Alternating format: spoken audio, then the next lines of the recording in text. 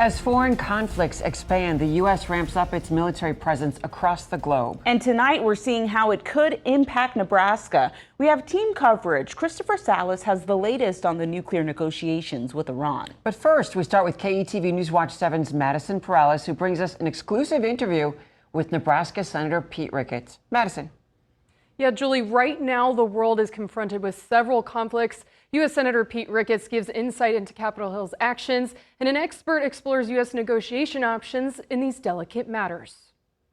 If we stay on the right side of the law and the legal frameworks, constitutional and international, we're going to have maximum legitimacy in whatever we do. A U.S. senator plans to invoke the War Powers Act against Iran amid nuclear talks. Creighton foreign conflict expert Michael Kelly says the act is there to decide military action. Have to have two pieces of paper to go to war, a permission slip from Congress and a permission slip from the Security Council, if it's going to be legal. Nebraska U.S. Senator Pete Ricketts, member of the U.S. Foreign Relations Committee, says he wants the president to have access to all options. I'm going to be voting against Senator Kane's War Powers Act. Kelly highlights where there's troops, food follows. And what do we have here in Nebraska? We have wheat, we have corn, we have beef. He adds we're seeing Iran offer oil in exchange for no attacks, a product Trump is trying to control in emerging conflict with our southern neighbor, Cuba. It's an example of not using a military option, but using our economic strength. Does he want to topple the regime or does he want a deal?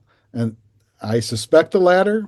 Ricketts also hits on United States aid to Ukraine as the country enters its fourth year in the war against Russia. Do you think that's been sufficient enough, or should we do more? We need to continue to give Ukraine the weapons they need to defend themselves. I don't know that Putin knows he's losing this conflict right now, and until he realizes he's losing, I'm not sure what kind of opportunity we have for peace.